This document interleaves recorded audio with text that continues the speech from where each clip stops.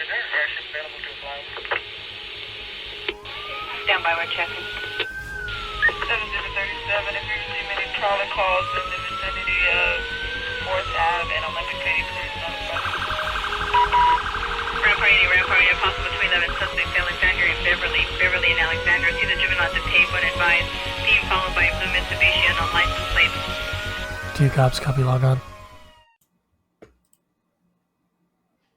Just waiting on Flying Fuzz. Sure. Are we always? Yeah, he's the one that just woke up.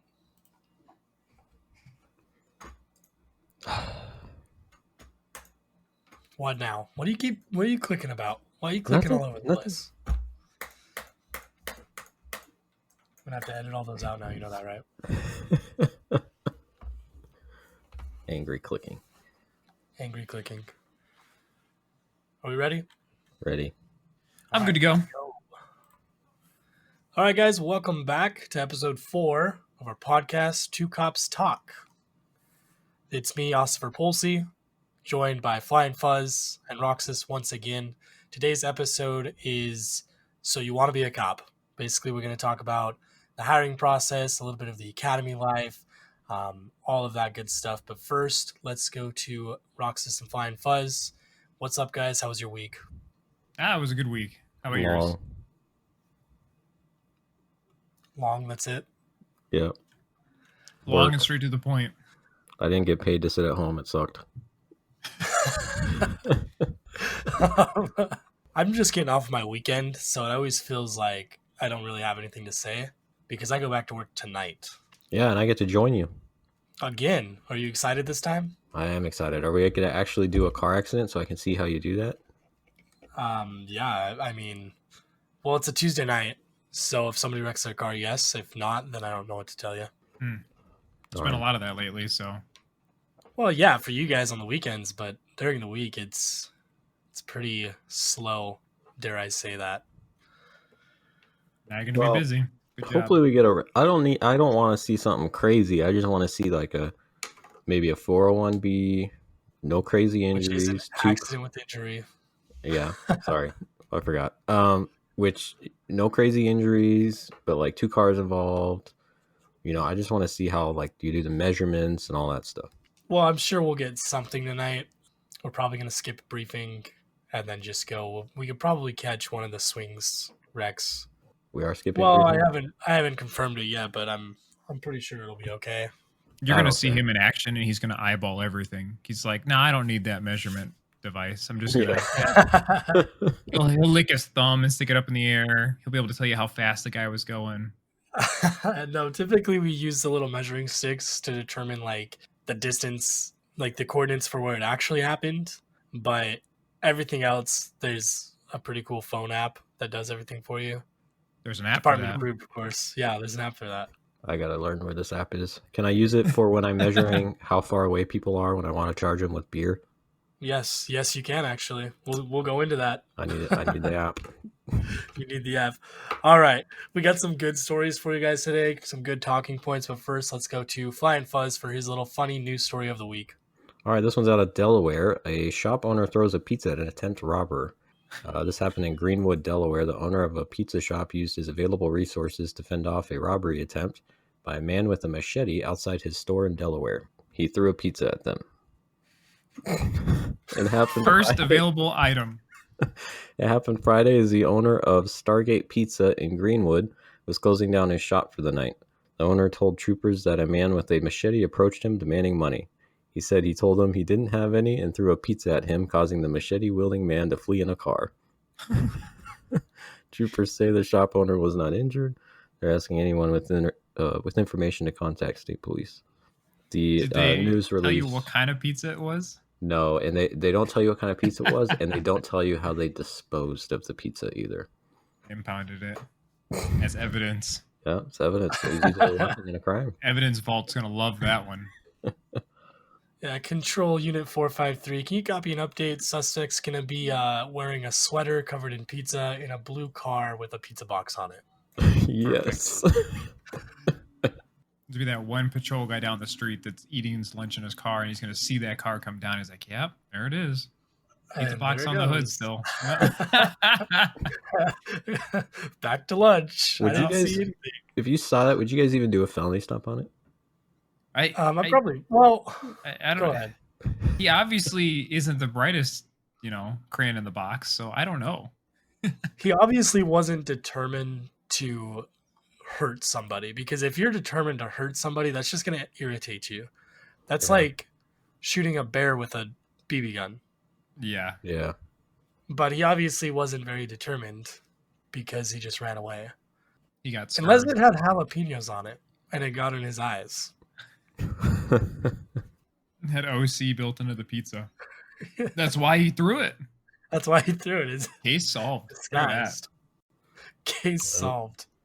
All right, this week Flying Fuzz did a ride along with me, and it was pretty interesting. It was on a Wednesday night this time, and I work Tuesday night, Wednesday night, Thursday night, Friday night, and our busy night is Friday night. Sometimes Thursday night gets busy as well. Tuesday night and Wednesday night is pretty chill. We don't do much.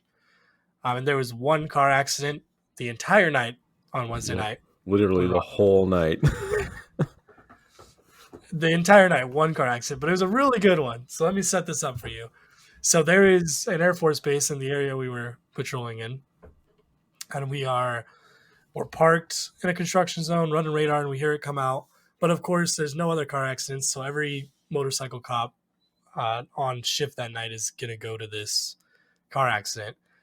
So having Flying Fuzz with me, we decided to stop by, and the details come out, and the car crashed into the fence of the military base, which is very common in the area that the base is at. There's a lot of drunk drivers, and it's dark over there. People hit the fence all the time. They leave their car, they go home, so they don't get arrested for DUI. So we're rolling up on the car accident, and we see the cop cars. We don't see the car. So we're looking like out onto the Air Force base. And way out there, like 150 yards, there's this little car with its flashers on, and we're like, no way. Like, what happened? So we go over there, and there happens to be just a long straightaway. And at the end of the road, it's a dead end, and there's a ditch, is the best way to describe it.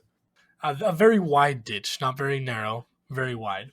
And you can see from looking at the accident scene that this vehicle hit the dead end, went into this ditch, and it launched like 8 feet into the air. Nice. And hit the fence of the Air Force Base. Well, it hit the part of the fence where there was no support. There was about 3 feet up on the fence, there's some cables, and then about 10 feet up, there's the top bar with the barbed wire on it. And it hit right in between. So it just went right through the fence. And it rolled on its tires like 150 yards onto the Air Force Base. Well, now we're thinking, okay, this is a 10-foot fence. There was people in this car, and now they're not in this car. And this was a really bad accident. There was parts everywhere. There was oil everywhere. It hit pretty hard. So we're like, well, they're probably still on the military base. That's not good. So They're somewhere here. We run the plate. We get the address, and we go over to the address. We park. We get out, and we're walking up to the house. And I was like, hey, what's the name on that plate? And Flying Fuzz tells me the name, and I'm like, wait a minute. I've been to this house. I've had tacos at this house. So the house I had been to was One Explorer One's cousin's house. And when he was doing a ride-along, we had went there and got tacos for lunch because his family was still up, and it was his aunt and uncle's house, and he grew up with his cousin. And I was like, no way, dude, that was his cousin. So I try to call him. He doesn't answer. I was like, okay, I know he's not involved because we saw him that night at Explorers, but we know who it is, essentially, to an extent.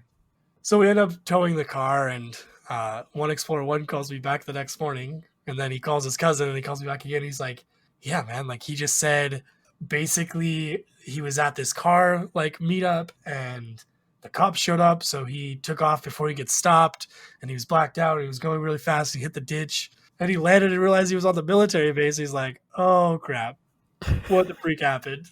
And I was like, dude, what is going through your head when you land on the military base? Like, because it's one thing. Yeah, exactly. Like, it's one thing to try and hide and wreck your car, But it's another thing to be like, holy crap, how am I going to get out of the military base without getting shot? Oh yeah. Like, what is? I think is eventually he ended up climbing over the fence, and I don't know if it's adrenaline or what, because it's a tall fence and it was all broken and stuff, but it was still standing upright, and there really wasn't a gap or a hole in it. But apparently they crawled back through the fence and went on their merry way. So his car still has a hold on it, and he won't get back until he goes to talk to somebody. Yeah, and that was a crazy ditch too. I remember walking up being like, holy crap, they hit this thing? Because it was a big dip. How fast do you think they were going? I don't even know. I mean, 50. I mean, it's a side street, so maybe 50, 60. I don't know. The issue with the speed is you're supposed to like measure tire marks and do an equation and take into account the gravel or the asphalt, just different things. There's no way to really know. It's hard to tell when you're measuring that stuff on an Evel Knievel stunt course. Well, that and he never hit the brakes, dude. Yeah. He never saw it coming. He's like, you know what? Let's go for it. And I bet you everything was in slow motion too. I bet you as soon as they hit it, it's oh shoot, like and then they land and they're lucky. I mean, they're really lucky.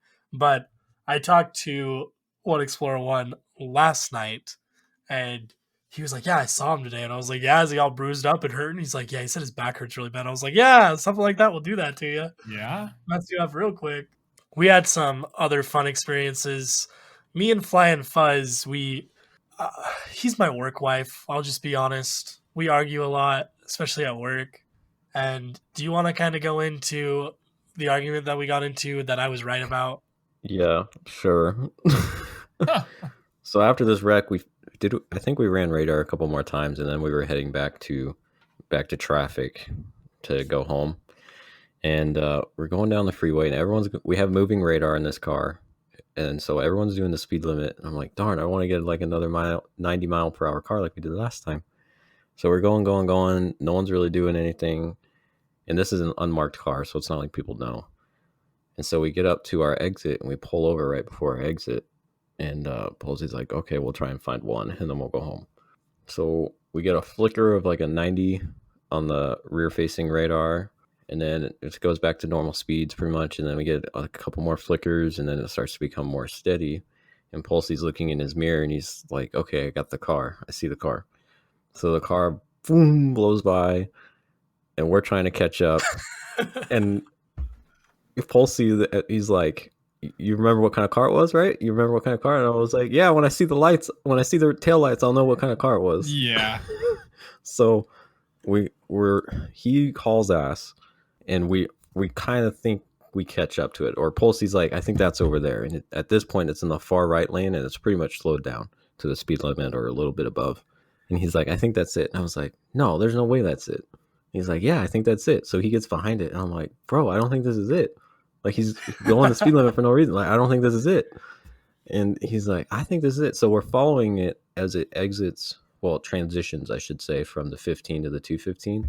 And as soon as we hit the straight, like to get onto the 215, as soon as the transition ramp straightens out, boom, the car's gone. It's doing 90 again. And he's like, I told you that was it. And I was like, well, son of a bitch. You got me. Yeah, well, let's go get him, boys. So yeah, then we have the haul ass get him again, and yeah, we gave him a ticket. Did you cite him for the full boat, or did you just cite him for like 10 No, I rarely cite. I only cite for the full boat if they deserve it. He was understanding and he was nice, so I cited him for like the 10 over, the 1 to 10, and then called it a day. He was also trying to get his girlfriend to the airport, and it was her car. Not that justifies it, but it wasn't like he was just being stupid. What airport was he going? Northbound 15 to the 215? Oh, he was going south. Was going, southbound. Okay. I'm thinking up there by like the military base, like going up that direction. No, like, wait, what? No, we transitioned. We were back down by Russell in the 15 now. Okay. Now, just to clarify for legal purposes, if anybody attached to this ticket listens to this, we stopped him for the going 90 the second time because we couldn't verify he was going 90 the first time. And the way the radar works is essentially the device is just a device, and it's an assistant to our estimation. So that's why you have to visually see the vehicle, even though it's pinging at a certain speed, because it can pick up any vehicle and random vehicles. So you have to see the vehicle and then you confirm your estimation through the radar. So that's why we didn't stop him on the first one, because we couldn't verify. Right. But it was fun. We were going back and forth, going like 112 down the freeway, trying to catch up to him. So we're And Pulsey's like, "That's the car," and I'm like, "No, it's not." And he's like, "Yeah, it is." And like, dude, it's the only car here. It's the only car here. No, But it has to be the car. Well, that's why I was like, I was like, yes, it probably is the car, but I was like, he was hauling ass. For all I know, he saw us pull out, and he decided to go $130 now, and he's just gone. Yeah. You know? Maybe tonight we'll try to get somebody going over 100. Yeah. Because I just saw a video. We'll play Highway Patrol today. Yeah, I think we've all seen it now. Oh, I just saw that video where he's going 133 on the freeway. And then Yeah. Yeah. That was a good video. Stuff. I like that video. All right, we're gonna get into the actual purpose and theme of this episode. Meat and the potatoes. Yeah, meat and the potatoes per se, on how to become a cop and the hiring process and such. So let's just go over everything that's included when you're hiring on up to probation. So essentially, you have to apply, which you can do on the websites. And this is for most, if not all, law enforcement. We're not going to make it direct to where we work, but you obviously find out where you want to work and then you go and apply there. I would think everybody would be online nowadays. Yeah, some places like recommend, or they almost mandate you do ride-alongs with the department beforehand. Which I think is good regardless. I think it is. I don't think it's a bad idea. And I would recommend doing ride-alongs with multiple different agencies to see what you like. Like if you're going to go highway patrol or an actual like city county cop, kind of seek the difference there. Definitely. Because even when I was an Explorer, I did ride-alongs with Metro, obviously. I did ride-alongs with NHP. I did ride-alongs with Boulder City Police Department, believe it or not. So, yeah, definitely test the waters where you think you want to go. Once you apply, you get that email back of, oh, you've been accepted or you've been approved through HR to meet the minimum qualifications and such. Then you go into the backgrounds. And for me, man, backgrounds was terrible. Like, just because it's a lot. There's basically everything from the age of 15. Yeah. Well, I guess essentially since the first time you've got an actual quote unquote job that takes taxes out and school and family stuff. It's 10 years before when you're applying, I believe is what it is. That's just, I think that's just the Social Security stuff, but yeah, it only goes back 10 years.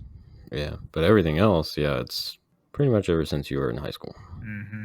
Yeah, like any speeding tickets, any fights, any police contact, any where you've lived. And that was, for me, that was a hard one because I went to Colorado and we moved every 6 weeks, roughly. Oh, for 2 years? Yeah, so I was able to just put the housing coordinator for the mission on there, which changes every 18 months. So the people there now probably have no idea who I am, but I think they would still have the records. And side note, I did have the cops call to my apartment when I was on my mission in Colorado one night. And we won't go into that story because of people listening. You're just going to leave us hanging now? Oh, well, yeah.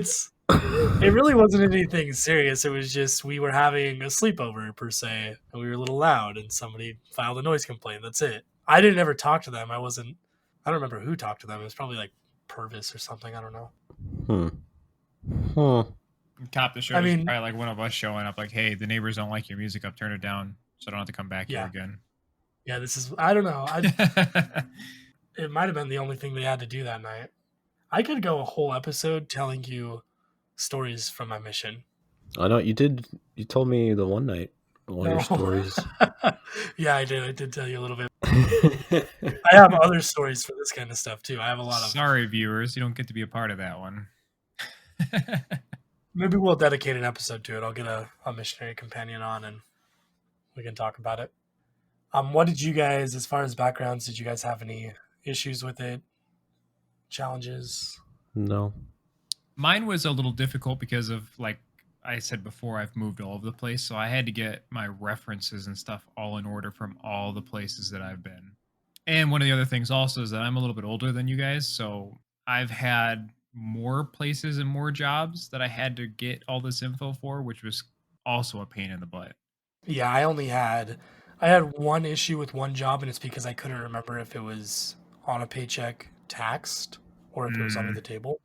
So I had to like go back and do some digging and figure that out. And I think I got my tax form done for my Social Security, and then it was on there, and I was like, "Oh, I better add that," and then I added it at the end.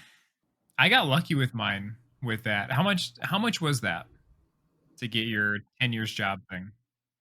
I actually got lucky as well. They gave it to me for free. Yep.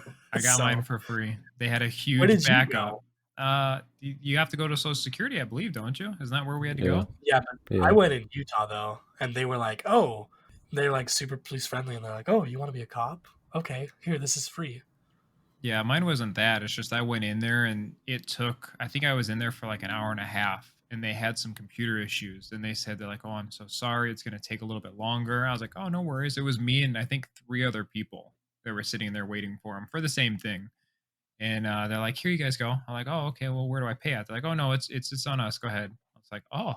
And at the time we were broke. So that was fantastic. Like $120 for that background thing. Oh It yeah, that's was ridiculous, dude. it was really nice not having to pay that money. Why is a piece of paper so much money? Well, that's what happens. It's like not even a special piece of paper either. No, it No, doesn't it's have not any even like it doesn't have a stamps or heading or anything. seals Yeah. or anything. It's just, here you go. Here's your 10-year work history. Thanks, It's a guys. legitimate printout. I could have made a copy of it, and I could have used it for all of the other ones, and I should have, because if I Mhm. wouldn't have got hired, I would have needed another one. Exactly. Yep. Yeah, Yeah. that's now I'm a little bit irritated that a piece of paper costs that much money. But moving on. It's something for some of our viewers that are going through it right now. They're like, "Yeah, $120. That was stupid." How did you Yeah. guys do? Did you guys do the PT test and then right after the PT test you did the oral board? You Is know that how what? you guys did it? I'm pretty sure that they were back-to-back days. I think that the first one was the PT and the next day was the oral board. Mine for- was back to back. So you didn't? Did you dress or did you like change or anything? Well, No, it was so ours for you, yeah. was yeah. So for me, we did after we got through backgrounds, we went to the written, and the written was one day. Like I think I had it in the afternoon. So we drove down. I was in Utah at the time, so we drove down, took the written. We passed that, thankfully. Stayed the night, got up in the morning. We were the first PT in the morning. So we did our PT, and then we were the first oral board in the morning. So we had Mm.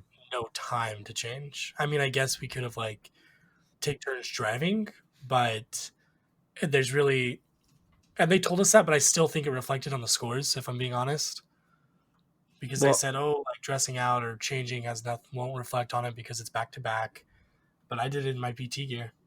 Yeah, Oh. I did it in my PT gear too, because it was we did the PT test. They gave us, because you were out of town, so you were different, but Mhm. they gave us like a slip that was kind of like your appointment, I guess you could say, for your oral board, but it was the same day. It was in like maybe an hour, maybe. Wow. And I remember them telling us, "Oh, don't dress out, or you don't have to change or anything like that. It's fine." And I didn't. I did it in my PT gear, and I still got almost 90. So Huh.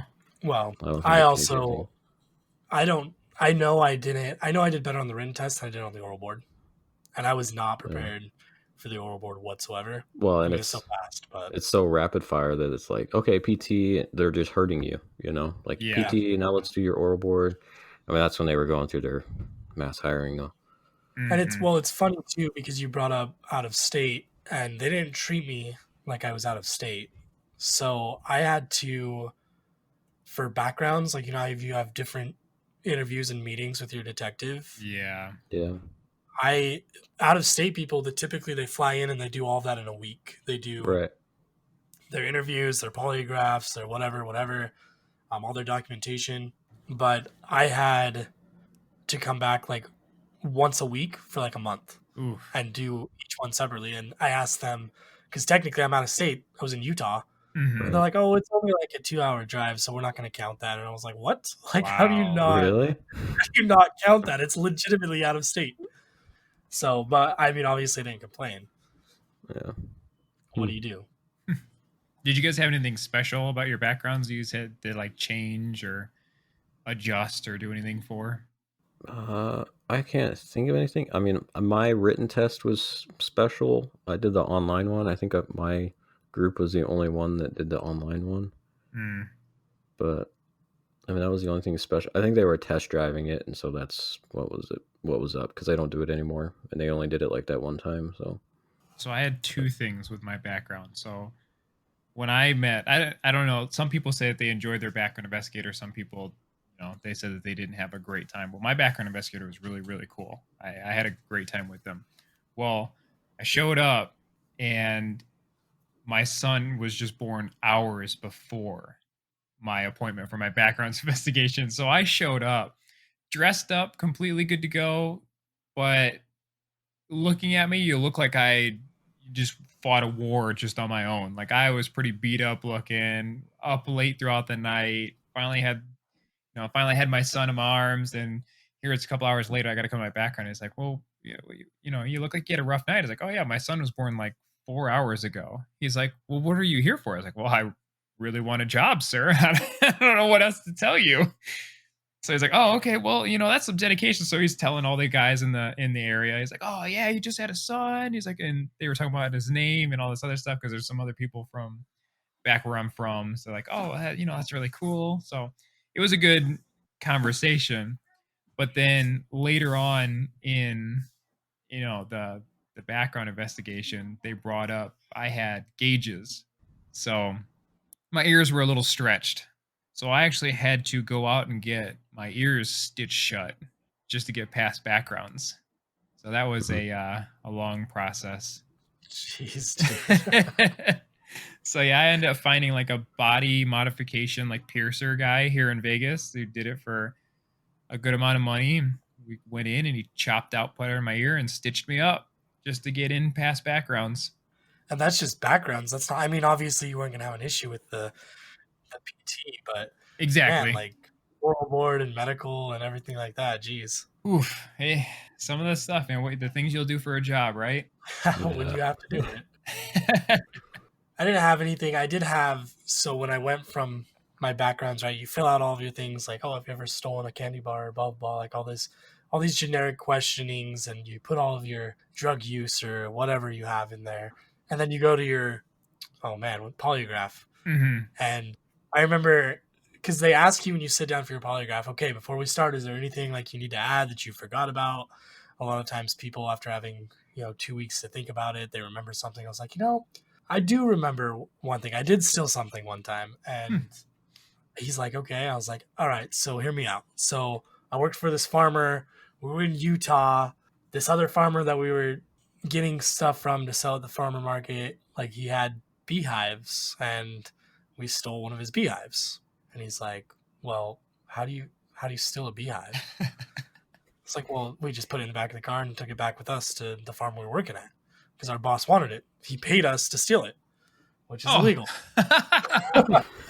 And the polygraph guy was like, well, bees are natural. Like, I don't think you can steal a beehive. I was like, no, like I was like, you know what? Never mind. I mean, yeah, you're right. They're natural, but I mean, we took this other guy's beehive. It was his, but he's like, well, but it's a beehive. Like they're natural. Can you even steal those? And I was like, yeah. It's hard to explain something to somebody when you don't understand it, because a beehive's easily worth over $300 easily. Yeah. And I was like, okay. He's like, I wouldn't worry about that. Like that doesn't sound like anything. I was like, okay, my conscience is cleared. Moving on. I was say, I don't think he understood the type of beehive you're talking about either. He's thinking you went up to a tree and jacked a beehive and threw in your car and just drove off. We had a whole conversation about it, and there was no way, like, I could not get him to understand. I was like, man, city folks, dude. Yeah, exactly. No idea what I'm talking about. Like, he's like, can't you just buy honey in a store? Why would you steal a beehive? Yeah.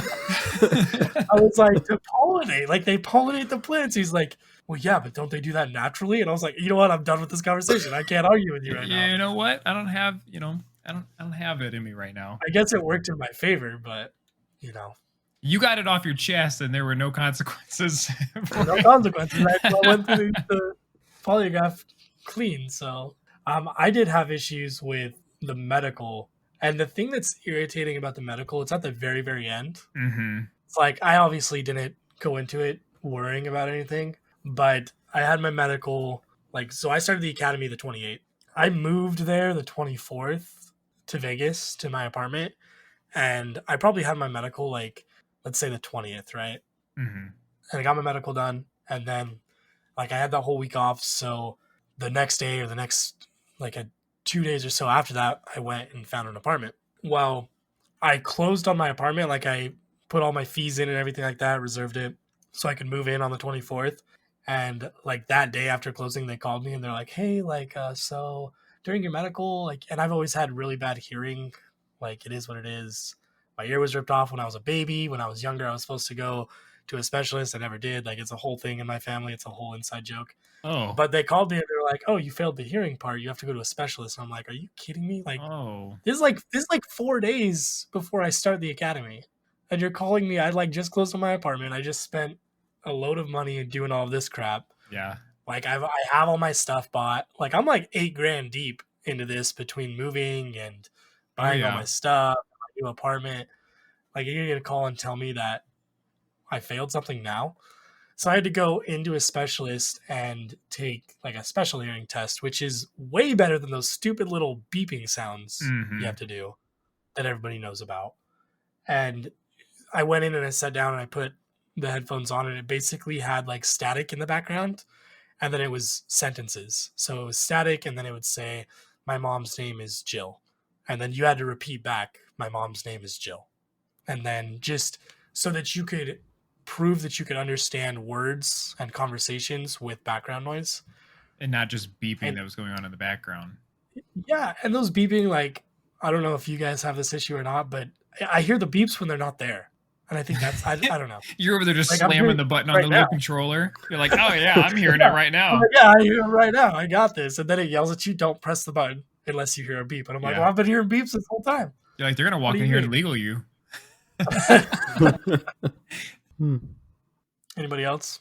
Any other stories before we move on? No, nothing in the medical field. Pretty healthy. Yeah. I mean, mine was a pretty straightforward process. Nothing special in medical.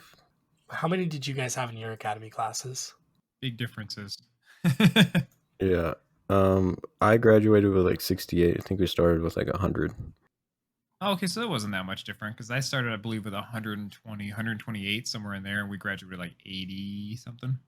And how many academy classes were going on while you guys were in? When I started, there was Orange, which was getting ready to graduate. There was Baby Blue, and then there was us. So I think there was only 3 of us. And then during the time Roxas's class started, so that would have been 4. I think that's all we had. Oh, and then right before we graduated is when they were starting to do that whole every month thing.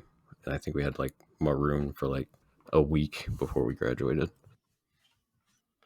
Yeah, I was part of the every month thing, so we had like 6 academy classes, but we had smaller classes. We started out with 50 and we graduated with 45. Oh. And we'll go more into, we're probably going to do a whole new episode on the academy because it's a lot. But essentially, you go from day 0, which is an admin day. You get all your stuff. You kind of learn a little bit about what things are about. You take your entry PT test for the academy. And then you go to day 1, and is it more than 100 days now? I think mine was 100. I want to say mine was 104, I want to say. I'm not sure about Roxas's. I think his was a little longer than that. Yeah, mine got extended for different circumstances. Well, we definitely have to go into that when we talk about the academy episode. Yep. So somebody needs to write that down. I think there's no need to write that down. It's there. It's chiseled into a rock wall somewhere. I think every academy class hears about it after the fact. Oh, yeah. I know we heard about it. Oh, yeah. But there's always those things that they say where you're like, I'm not sure if this is true or not.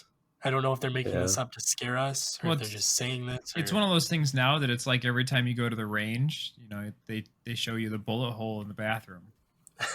Was that your guys' class? No, it wasn't. No, that wasn't my class. It was a couple classes before us. So I don't know if it wasn't yours flying, was it? No. Oh, yeah. I think that was Orange Team. It's one of those things now. It's a story. It is what it is. It's learning experiences for those that didn't have to deal with it, I guess. Yeah. All right, we're going to go into some questioning unless you guys have some other stuff you want to add for this part. Application, backgrounds, physical, oral, medical, anything like that. Nope. I mean, I think we pretty much touched on it. You apply online, you go through the backgrounds process, and you go through medical, and then congratulations, you're a cop. Ta-da, here's a badge. Ta-da, you win. Here's a piece of candy too. Hmm. If you guys have any, well, if you have any questions about applying, you can always reach out to any of us. Flying Fuzz now has an Instagram. Oh, I'm so excited there about it this. is. There it is. At There we Flying Fuzz, go. FLYNFUZZ. And we You can reach tag out to him. him. He's the We best one. tag him. Yeah, we tag him in everything now. He has like 30 followers already, and he's only following 4 people. His Instagram is just like his attitude. Yeah, it's very Short. dry right now. It's short. It's great. It's great. But for real, you can reach out to any of us. We don't have an issue having conversations or talking about things or helping people out. Now I'm actually talking One to thing I somebody will right say- now. So One thing I will say is we can't do things for you, and we can't give you answers, and we probably won't talk to you if you're in the academy as much. yeah. For legal reasons. Well, not just that. I'll It'll put get that you. up. It'll get you in trouble. I won't get in Yeah. trouble. You're gonna Yeah. be the one that's gonna get burned to the ground. Exactly. So And sorry.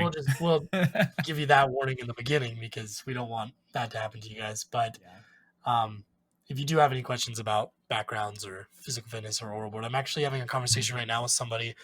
He wants to work for the FBI and be a basically a psychologist for the FBI, analyzing suspects' behavior. Oh, like behavioral science unit, Yeah, like mine hunters. yeah. Which I'll be honest, like that's kind of what I wanted to do before I became a cop, but I don't know if becoming a cop will help with that. I don't know, it's gonna be Sorry, like we're you having become the conversations cop, you about it learn all right the now. cop stuff, and then you go to school. Well, he's Yeah. getting his bachelor's degree in psychology. Oh, okay. Well, he's already on the right path then. Well, yes, but he said that he spoke to a recruiter for the FBI, and he said that he has to have a bachelor's degree and then 2 years of experience in a field relating to his degree. I don't know if that's law enforcement or not. Yeah, I don't know. And there's not really a section that I can think of that would be dedicated to something along those lines. I mean, if you went, I think you could explain and twist it to like if you went to sexual assault unit and was a detective for that and you had a psychology Yeah. degree, I think you could word that in the correct way. But I don't know. We're looking it up and talking about it because I'm not sure. I told him, I was like, I don't know if the department is necessarily, as a commissioned officer, is the route you want to take if you could go and work for an office that does the psyche evals for departments. Well, I think you need to get with the recruiter and ask him specifically. I know the recruiter said, "Oh, you need 2 years experience in this field related to your degree." However, that seems more of like a general answer and not a specific answer related to his Yeah, That's situation. what. that's an answer I from would somebody who doesn't agree with know that the as well. answer. Right, exactly. So Yeah, that was kind of my thought, was like, well, is it specifically relating to law enforcement or is it just the degree? Because I know with some, like we talked with Cammie last week, and the reason she essentially came to the department was because of you needed a background for the DEA, and that Yes. was her ultimate Yeah. goal. I think with the department, there's a lot of opportunities, and so there's multiple things you could do. But that was kind of my thing. I was like, I don't know if that's really the correct answer he's giving you, because that seems very, would being a commissioned officer even help kind of thing. Mhm. yeah, I don't know. Well, like I said, if you guys have questions for us regarding any backgrounds or anything, you can reach out to us on Instagram.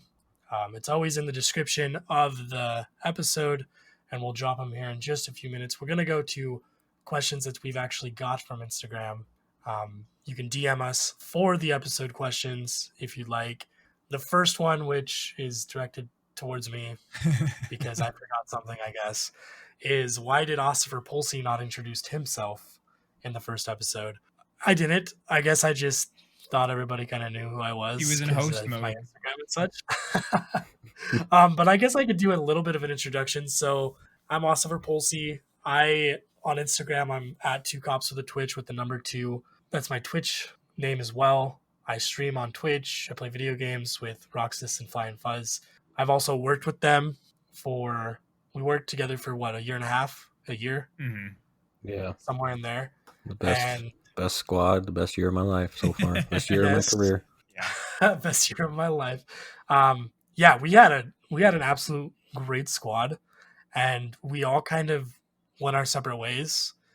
I think because we had such a good squad, we were encouraged to go separate ways, if that makes sense. Everyone that wanted to Yeah, go I where can they see wanted that. had support. It wasn't one of those Yeah. things where Yes. like, oh, I can't believe that person's doing a ride along with such and such. It was like, no, great, go do the ride along because the rest of the squad will handle what we need to. Yeah. Yes, it was very much oh, you need this day off to go and further your career. Yes, go do it. We'll take care of everything here. Mm-hmm. Yeah. And that was a big thing. I think we also got along well together. That's all that mattered. They both went to swing shift, and I went to traffic, so I ride a motorcycle around.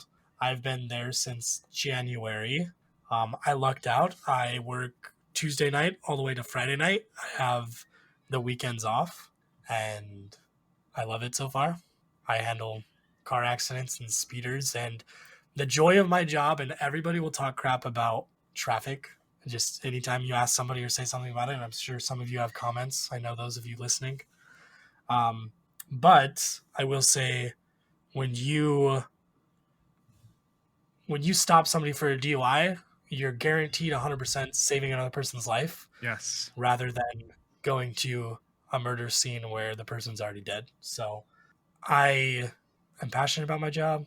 I like it. I don't write a ton of tickets, but I do the things that are necessary and that I have to do. I also think that the best thing about it is I have a lot of freedom. I can go anywhere in the valley. And if I want to go to the two bums fighting on the sidewalk naked, I can.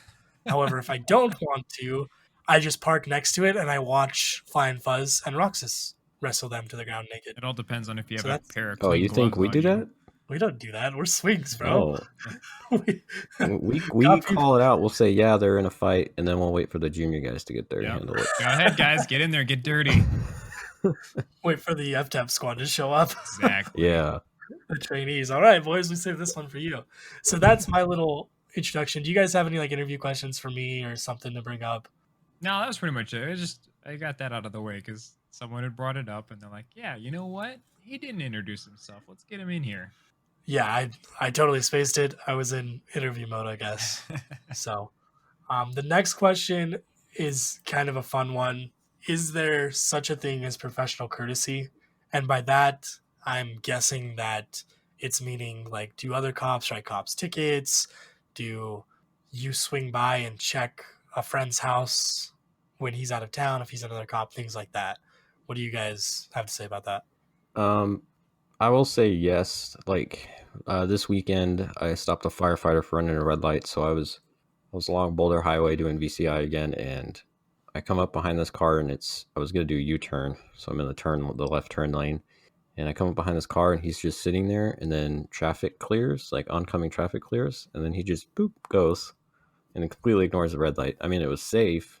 It was just he just ignored the red light, and so I stop him, and I walk up, and it's a firefighter. And he has his firefighter hat and his shirt and everything. And he's like, yeah, sorry, I was going home. It's been a long day or whatever. And I was like, all right, well, just pay attention to the lights. Just don't kill anyone, But yeah, sorry, that was sorry, man. I just woke up from my shift of sleeping and I'm going home. Oh, here we go. Sorry, moving on. But yeah, and also I read that question too as let's say I get a Northtown warrant and I wanna drop that guy off in North Las Vegas. I need a Northtown cop to do it. So I hope and expect that they're gonna do what they can to get to me as soon as they can, just like we do it for them. Yes. You know what I mean? Yeah. So because we had one night where there was a call holding for a Northtown guy that had one of our warrants in custody, and they were waiting for us on the border, and it was just one of those busy nights, and it was holding for an hour and a half, I think, Roxas, because you and I handled it, because it was out of the box because we were bikes, but I was like, this is kind of baloney. We should probably go handle this and help him. Yeah, so we went and did it, but That's really all I have for professional courtesy. I did have one event where somebody in custody or being detained was the daughter of another officer, and so we gave him a courtesy call like, hey man, just so you know, we have your daughter detained, this is what's going on. And he was understanding about it. He said that basically she decided her own course, so she didn't end up going to jail or anything like that. She wasn't a suspect, she was just there. It was just unfortunate. We're going to go to semper flags question now, which is kind of a 3-part question, a little bit longer. The first part is, what entry written test did you guys take and what was it like? So Fine Fuzz already mentioned he took one on the computer, and then me and Roxas took the handwritten test. Mm-hmm. And I don't know exactly what it's called, but you guys want to go more into that? Yeah, I have the info because it's Semper Flag is Brad. He's my roommate from California when I was living out there. So he asked this question because he's actually applying for Charlotte and Mecklenburg PD out in, I believe, North Carolina. So he said that the test that he's doing out there is called the DELPO, which I had to look into and actually see what our test was called. And apparently we take the same test. So it is I have it pulled up, the Darney and Associates Police Exam, which is called the Darney Entry Level Police Officer Examination. So it's the DELPO. And it's 169 total questions, and it says it takes about like 2 hours. So I guess it's kind of the standard test that a police officer takes. So to answer that, that's the same test that we took, and it seems to be universal. So yeah, the one I took on a computer was provided by the National Testing Network. I think my list or group of people that I went through with was the only ones that had the option to do it. I think they still did the other way too, but I think my group was the only one that had this option to do the National Testing Network test. That'd have been nice to do, though. Yeah, well, I had to, because we did it on the computer, but it wasn't at any department building. It was go find a place that hosts it and then schedule an appointment and then do it. Yeah, it was very weird. I don't have my scores. I'm not that prepared, but I know I got like in the 80 range, and that's passing, so why not? Well, it had to be above 80 to pass, right? Or was it? You know what? On the email, it did say, because that was it. I found my email because my roommate was asking, and he's asking wholeheartedly because he's going through it. So I took the time to look up the written score. So they do a couple of different things. So the written, I got an 82.62 on it. So that's what I got on there. I don't know if it's weighted or how they do it with his department that he's going to be applying for. I'm not sure what the minimum qualifications are, but if I can do it, you can do it. I'm just going to say that. Because, and I did try and study and such. I know some people that go and take it multiple times as well, but it kind of rolls into his third question about them using that specific test, and they say it's the hardest. He basically goes into saying, what are our thoughts on considering that department is short-staffed and the academy classes aren't what they normally are? Do you think people are failing the test because it's so hard and then they're losing out on people? I personally don't. I think that if it's a standard, at least for multiple departments, it's good to have. I don't know what the status is there. They may be short-staffed because people aren't applying as much, but I think it definitely takes, if you're not comfortable with tests, then just keep doing it. It's going to take more than one time, I think, is what it is. And I think that's part of dedication to the job, kind of like we talked about earlier. Like if you want the job and it's something you're really considering, then you got to put forth the effort. Yeah. And just in me looking up the details, because I didn't know that our test had a name to it. So when I looked up when he gave me the DELPO, I had to look it up. And just in me looking it up, I came across maybe 3 or 4 websites right here that I'm looking at right now that are like practice tests and help online stuff that'll help you get through the exam. Yeah, it's a long exam and it's difficult, but I think it's a great way to, if not show people dedication, at least it's a great way to put forth the work and kind of get you started, because that's what when you go into the academy, the best advice I had was like, it's not just an academy, like it's basically a lifestyle and it's your life for the next 6 months. Like you're not going to go Yeah. party on the weekends or hang out on the weekends. You're going to study and practice and shine your boots. And then you're going to have one day where you can go and have the whole day with your family. And then you're going to come back on that third day and you're going to study and prep for the coming week. So, and that's basically, I don't want to say that's what the job is. You like to leave work at work and come home and not have to deal with it. But we all know that it's essentially a lifestyle. When you go out into public, you have your gun on you. You're watching people. Your back's not to the door. You're not comfortable in crowds. It's something that you go through the academy and you essentially, it changes your viewpoints and it changes your outlook to where you react differently in certain things. So, and field training and just experience will build upon that as well, as far as how you behave off duty and what you notice and don't notice and change about how you handle yourself or carry yourself. Anything else to add on those questions? No, I don't have anything else. I will say we didn't talk about the psychological part of the hiring process. That's a long that's a process. It is, but it's also like it plays with your mind as well. Yeah, because like there's questions on there like, oh, are you an astronaut? Oh, have you ever been to the moon? Or it almost makes you feel crazy taking the test. Yes, and there's questions in there where it asks like, well, have you ever kissed another guy or another girl? And then it's like, have you ever kissed your grandma or your grandpa? And you're like, whoa, wait a second. Wait a minute. And it asks, like it's all over the place. They'll ask you how many hours of sleep you got. Like, do you sleep well? Like, the questions come from left field. Yeah. Like, they are all over the place. Yeah, it's like 600 questions. Oh, yeah. And then I don't know how it was for you guys, but I went into so they do that written part of the psychological, and then you have to go into the in-person one. Yes. And so I went into the in-person one, and he's like, well, you answered this way. Do you want to elaborate on that? And I'm like, dude, that was probably 500 questions in. I didn't care. I don't know, dude. Can you tell me what number that was? Yeah, that was B because B looked appetizing for me to tick on the box. Sorry. That was your answer. Basically, the first 200 I chose A. Yeah. The next 200 I chose B. We're going to go in more to, because he asked another question about specialized units like SWAT or things like that. Technically, I don't want to, toot my own horn here, but technically traffic's a specialized unit. Really, it's not. It's basically the exact same job, except on a motorcycle.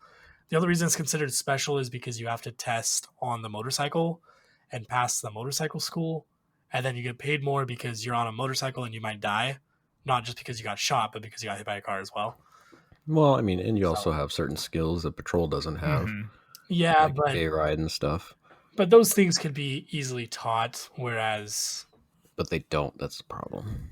But anyway. Like I said, technically it's a specialized unit, but I basically do the same exact job as everybody else. So we're going to go even like even if I'll touch on it real quick. Even if SWAT, because like everyone wants to go SWAT, right? Well, even they, at the end of the day, kind of have a very similar job. Like when they show up on a barricade, they're just better at doing it than we are. But they still have their taser, they still have their body cam, they still have their de-escalation techniques. They're just better at doing it because they train on it. So they also are the guys that go in there and with shields and right. It all comes down to training. It does, but it also comes down to resources and just the leniency that you have. Like you're allowed to do other things because you're trained on it more and you spend that time with your team and such. Yeah, they don't give patrol flashbangs. No, which I think is trash. I think that'll stop the 417 in its or the domestic violence call in its tracks. Throw it right through the window. Boom. That's it. 417 solved. Have a good night. Yeah, because they can't see or hear each other for the next 2 hours. Yeah, exactly. They'll be punching the wall instead of each other. All right. Last question. Any embarrassing moments while we were on patrol? Oh, man, I'm sure. I just can't remember them. So back when Roxas and I were on bikes, remember when Bob called out the fight at Casino Center in Fremont? Yes. And we were en route, and as we're rolling up, Bob has his taser out, and he's just pointing it everywhere. Like, Bob's freaking the F out. And I slam on my brakes because I'm going to hop off my bike real quick. And I slam on my brakes, and I do too much of the front brake, and I go head over heels. And I'm tangled in the bike, so I can't get up, and there's like a fight over there, and Bob's freaking out, and it's just a cluster. And this citizen ran up to me, like, I don't know, 4 times my size, and he just picked me up like a baby, like completely up off the ground. My feet were hanging, and then he set me back down, and he's like, "Go get him." And I was like, "Thanks." And then I ran over and helped Bob or something. I don't know. But it was all captured on video too. Oh my goodness, where is this video at? I have to find it. It was on my old phone, and I don't think I saved it when I changed phones. We need to find that. We have to find that. Yeah, because that's going to be put up. Gomez might have it. We have to find Gomez, that. Put up for sure. Gomez used it in the next bike school, I think. But he showed it? I didn't know that. I thought he did, but I might be wrong. I don't know. Well, we're going to find that video. Check our Instagram for that. Oh, yeah. Definitely going to find that video. I am very new to the motorcycle thing, obviously. I'm also very short and have to stand on my tiptoes to touch the ground when I'm on my motorcycle, which can become an issue if you lose your balance because the motorcycle is very heavy. And if you lose your balance, whichever way it's going is the way it's going to fall, and it's just going to fall. There's nothing I can do to keep it up. The trick is getting my foot down quick enough to stop it from losing its balance. Well, I decided to do overtime with my motorcycle, and I go to stop this car, and I think he did it on purpose, honestly, but whatever. He stopped on a driveway, but the driveway was basically like a hill. Well, he stopped to where I was on the downslope away from him, and I didn't get my foot down in time, and my motorcycle fell over. So I'm like, crap. So I'm behind this car. I just stopped him for speeding. Now he gets out and he wants to help me, and I'm like, get back in your car, yelling at him, and my bike's laying on its side. Oh, so it like fell all the way over. Yeah. Like it fell onto its side to where I had to lift it up. Like not onto its kickstand where I just like sit on it and lift it back up. No, it fell like on its side. They're not that heavy onto though, the right? engine guards. No, they're really heavy. Oh. I just said that. They're really heavy. So I'm like, man, do I pick it up while he's here? Do I give him a ticket? Do I do all my stuff with my bike on its side? You just hop back on the bike and ride off. Well, the thing is, you have to lift it up. So you have to bend, like you have to squat down, lift with your back, like push it up. You have to look down and kick your kickstand out. But it's also on an incline, so it's harder to lift up. And it's harder to get the kickstand down because it's on an incline, so you have to push it more to the other side. You don't want it to fall that side. It's a whole thing. And I've dropped my bike probably like 4 or 5 times with my partner around, and he always like makes fun of me. But this was the only time I've dropped it stopping somebody. I ended up telling him just to leave. Like, I don't even want to see your stuff. Just leave so I can pick up my bike. He drove off. I picked up my motorcycle. I drove off and hit it in a corner. And then I had another incident where I dropped my motorcycle like outside of this shop, and this old lady like came over. Was like, "Oh my goodness, are you okay?" And I was like, "Yeah, it happens all the time." And I looked it up and I drove off. It happens all the time. You probably weren't lying though, were you? No, I mean it happens. Like it's happened with my partner there like 4 times, probably without. Like, I mean, sometimes it'll just fall over and I had to pick it back up. But those are my most embarrassing stories as far as the motorcycles. What about you, Roxas? Anything embarrassing? I've had one, and it was the Fremont Street Experience parking garage. Oh my goodness. Do you guys hear about it? Oh yeah, I know. Oh okay. yeah. Oh okay. yeah. All right. So I was with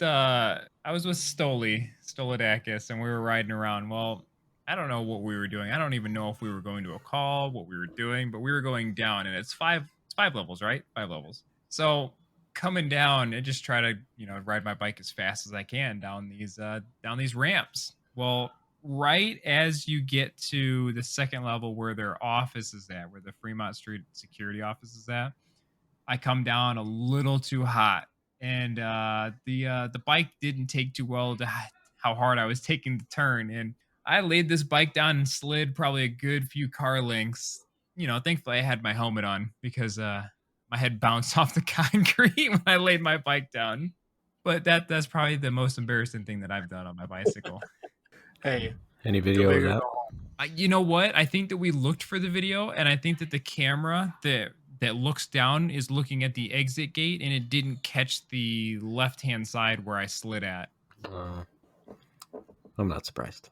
I'll go look for camera footage tonight. I think though, like I know that Flying Fuzz almost fell down like a flight of stairs on his bike. I have that one on That was camera. I almost died. Yeah, that was like the He second almost died. third story, second story. I almost we were died. up on the third level. Yeah. I don't know whose idea was to run down. I dare you to run down the stairs. Well, we were all gonna do it. We were all gonna do it. Roxas over here. I'll do it too. Well, I saw how And then bad he well, did. I'm not gonna do it. I saw that it didn't go well. You know what? On second thought, I don't think I will do You that. know what? Flying Fuzz almost died. He almost flew off the third story. Disregard. To close this, we do have a PSA announcement from Roxas. Roxas, what do you got? All right, so this public service announcement for this week is to do with people with warrants. So, there's nothing wrong with having a warrant. The public service announcement this week has to do with don't draw attention to yourself if you have a warrant. So we have several cases where we've had people who they come out to Fremont Street and they have a good time. And then, one thing leads to another and there's a fight spilling out onto the streets. Well, these people that are out here causing problems all have warrants. And then when we have to talk to them because the fights are happening and things are going wrong, they feel like it's our fault that they are now going to jail because they have a warrant. When in all reality, if you want to keep your warrant and you don't want to go to jail for it, you can just stay at home. But instead, these people with warrants want to go out and they want to commit crimes or they want to cause fights and they want to do all these other things that draw so much attention to themselves. But then when we talk to them and we find out that they have a warrant and then they go to jail, we're the bad guy. So public service announcement. If you have a warrant, stay in your house. Don't cause problems. Yeah, if a cop has a legal reason to stop you, write you a ticket, take you to jail, whatnot, don't do stupid stuff. Yes. Don't yell F the police to two cops when you have a glass bottle in your hand where glass bottles are prohibited to have. You're going to get a ticket. I promise. It's going to happen. 100%. It's going to happen. It's going to happen. If you want attention, we'll give you attention. Uh-huh. If you don't want attention, just don't ask for it. If you waved and said, "Hey, how's it going?" I'll wave back and I won't even look at you a second time. Like that's it. I won't even know you have a warrant. I don't care. Hey, that guy said hi. You could Have be a like, good day, sir. You could be like, "Hey, I have warrants. Have a good night." And I'd be like, "You have a good night too." Exactly. You know what? High five. High five. You too. Wait, what? Wait, what? Huh? Wait, what? For legal reasons, that was a joke. It's all a joke. Everything we do is a joke. Pretty much. All right, guys. Thanks for hanging out, tuning in. Again, follow us on Instagram. Flying Fuzz is at Flying Fuzz, FLYNFUZZ. Roxas is at Roxas, ROXUS 89. And I am at 2cops, number 2 cops with a Twitch. Follow us on Instagram for updates. That's where you can submit all of your questions. If you have them, DM us. We put up questions. We are working on other options for submitting questions. We do have an email address that we'll put out, and we're brainstorming some other ideas. So until then, thank you for tuning in. Stay safe. Adios.